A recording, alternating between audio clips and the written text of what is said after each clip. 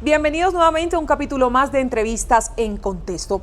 En el día de hoy les tengo un invitado conocedor de temas de tierras, de proyectos productivos, porque la vida lo ha encaminado hacia allí, y él es el doctor Luis Alejandro Tovar, que dentro de su experiencia como profesional fue vicepresidente de la Agencia de Desarrollo Rural entre el año 2017 y 2020. Pero sumado a eso también ha estado en el INCODER, fue uno de los alcaldes más jóvenes de Colombia y también estuvo como personero y pues una vida pública bastante nutrida, lo que le permite ser una autoridad en alguna de las temáticas que vamos a abordar en el día de hoy. Compartíamos en una aula de clases algunos análisis y reflexiones referente a lo que ha mencionado el doctor José Félix Laforí en muchas de sus columnas y análisis a través de las redes sociales, y es que está bien que se entregue la tierra, pero hay que entregarlas con proyectos productivos para que las personas puedan tener las herramientas y desarrollar sus actividades allí. Usted me decía que estaba de acuerdo con esa premisa. ¿Qué podríamos analizar a partir de allí? Bueno, lo primero es entender qué es un proyecto productivo, y el proyecto productivo es la herramienta más importante que mezcla los factores de ese proyecto: la tierra, el trabajo y la parte del capital de trabajo, es decir, la parte financiera. Pero eso tiene que estar pegado a un mercado. Yo debo comprar tierra, debo asignar tierra, pero debo entender que esa tierra tiene una potencialidad. Si es ganadería, por ejemplo, entonces, ¿quién me va a comprar o la leche o las carnes? ¿Quién me va a comprar? Porque si yo me meto en una tierra, no tengo el proyecto productivo, y fuera de eso hago un esfuerzo por comprar a crédito unas vacas, pero ese ganado no tiene una demanda, pues el proyecto va a fracasar. Y esa es la historia de lo que ha pasado con las reformas agrarias en Colombia. Eso está amparado legalmente. ¿Cuál es la ley que de cierta forma obliga a que se tengan que entregar esos proyectos productivos? Bueno, pues digamos que una de las fallas que tuvo la ley 135 al comienzo, en los años 60, fue no hablar de un proyecto productivo. Con la ley 160 comienza a hablarse de proyectos productivos. Y en la Constitución colombiana, en el artículo 64, tanto en la anterior norma como en la actual, estamos hablando de que no solamente es el elemento tierra, sino el acceso a tecnología, a la parte financiera, al mercado, a las competencias, que suman todas un proyecto productivo. Entonces, es una obligación constitucional, legal, entregar en reforma agraria y en fortalecimiento del desarrollo rural un proyecto no solamente con tierra, sino con proyecto productivo. En cuanto al tema de acceso, de la maquinaria, de la tecnología, de los mercados, ¿cómo puede el gobierno mitigar ese tipo de situaciones en cuanto a esos proyectos productivos? Y no hablemos a largo plazo, hablemos a corto y a mediano, por favor. Bueno, yo creo que hay que recordar que la ley 1876, que crea el sistema nacional, el sistema agropecuario, dentro del SINA se crea el subsistema de extensión agropecuaria, que creo que es el elemento más importante de esos tres subsistemas. El primero es innovación y tecnología, fundamental, pero la extensión es el traslado de esas competencias que debe tener la persona que está en el campo, para entender que hoy se necesita ciencia y tecnología, pero también el conocimiento ancestral, todo en torno al proyecto productivo, de tal manera que podamos tener mejores resultados en esos proyectos productivos. Y esos resultados van también encaminados a que las reformas pues funcionen en Colombia. Los intentos para que se pueda implementar una reforma que sea efectiva, pero también que se pueda aplicar de manera directa a quienes tienen que beneficiar, que son a los campesinos. Yo creo que ha sido un proceso de altibajos. Ahorita hablábamos sobre que en ciertas ocasiones los recursos fueron destinados para otras cosas, y también se presentaron algunas irregularidades en el listado de las personas que fueron beneficiadas, y un sinfín de situaciones. ¿Qué podría decirnos usted en cuanto a, como académico y como conocedor de la materia, para que la reforma agraria funcione en Colombia? Bueno, fíjate que los que estudiamos académicamente las políticas públicas, entendemos que hay dos formas de entender la política. Una de ellas es por oferta y la otra por demanda. La pregunta aquí es, cuando el gobierno está comprando tierras, ¿está pensando en ofertar tierras para personas que ya tiene identificadas, o es un universo que todavía no tiene claro para qué?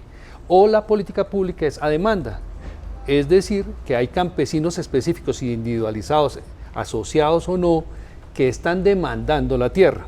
Y ahí hay una crisis fundamental en lo que ha pasado con gobiernos anteriores como el actual, y es que yo hago una política en la cual salgo a buscar quién es el que necesita la tierra.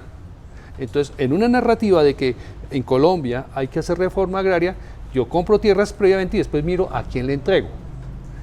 Yo debo partir desde quiénes están demandando la tierra, porque necesitan ampliar lo que se entendía como unidad agrícola familiar, es decir, tener una unidad suficiente para producir un ingreso que le permita a esa persona mínimo, decía la ley, 2 salarios mínimos mensuales. Entonces, ahí va a fracasar cualquier reforma si la demanda no es efectiva en estas personas que necesitan tierra. Y ese es el gran fracaso que por mi experiencia vi en el INCODER cuando hacíamos seguimientos a las parcelaciones de ley 135. En cuanto a ese conocimiento académico y su experiencia, ¿cuál es el mensaje que se le envía al gobierno nacional al día de hoy? Bueno, primero es que ya hay una experiencia recorrida en este país.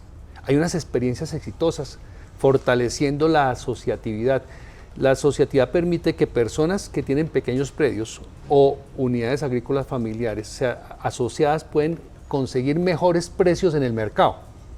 Uno de esos ejemplos que yo pongo es Corpoganza, 250 pequeños lecheros que asociados primero logran mayores valores en leche fría y de allí pasan a crear una planta pulverizadora de leche, es decir, a darle valor agregado. La leche, para poner un ejemplo, que nos entendamos, tiene una vida útil rápida, es decir, en 30 días puede estar recogiéndose las leches porque se van a acabar, porque pierden su vigencia, mientras que, por ejemplo, con leche pulverizada la vigencia del producto puede tener 9 meses o un poco más, de tal manera que yo puedo trabajar mejor los precios en el mercado, puedo trabajar llegar a climas como los nuestros tropicales sin nevera, por poner un ejemplo, y garantizar el ingreso a los campesinos.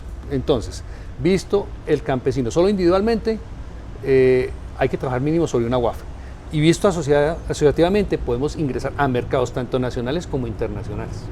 Y llegamos al punto en donde yo quería que ya culminando esta entrevista llegáramos, y es esos mercados internacionales. A pesar de esas situaciones tan adversas y algunas dificultades que se presentan, entre esos las certificaciones, un país libre de fiebre aftosa, esa lucha que ha emprendido Fedegan durante todos estos años del ciclo de vacunación para esa apertura de nuevos mercados y poder llevar al mundo carne de calidad y también productos colombianos de calidad, estamos muy satisfechos porque llegamos a mercados como China, en donde eso fue un trabajo arduo que se hizo y al día de hoy eso nos proyecta mucho, pero también hay otros mercados que nos interesa llegar y que sabemos que el tema de acceso es un poco complejo. Entonces, esa reforma tiene que ir de la mano también de esas oportunidades que se puedan ver a nivel internacional.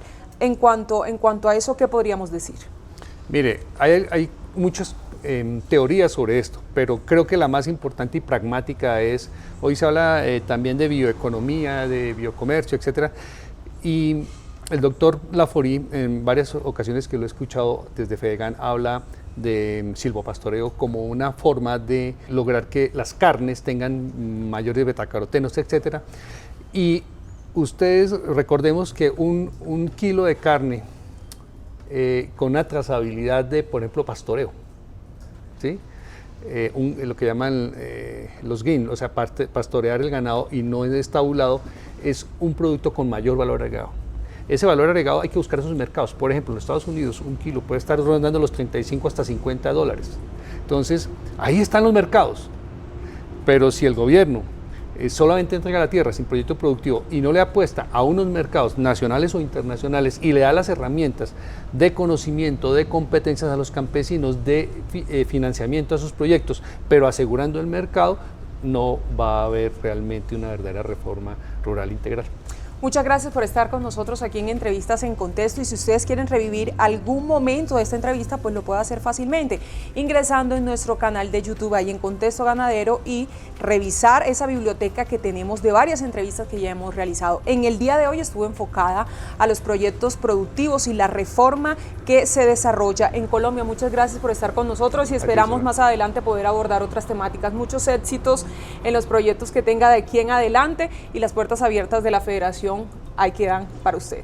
Muchas gracias a Fedegan y a ti, Sura. Muchas gracias a ustedes y que pasen feliz resto de día.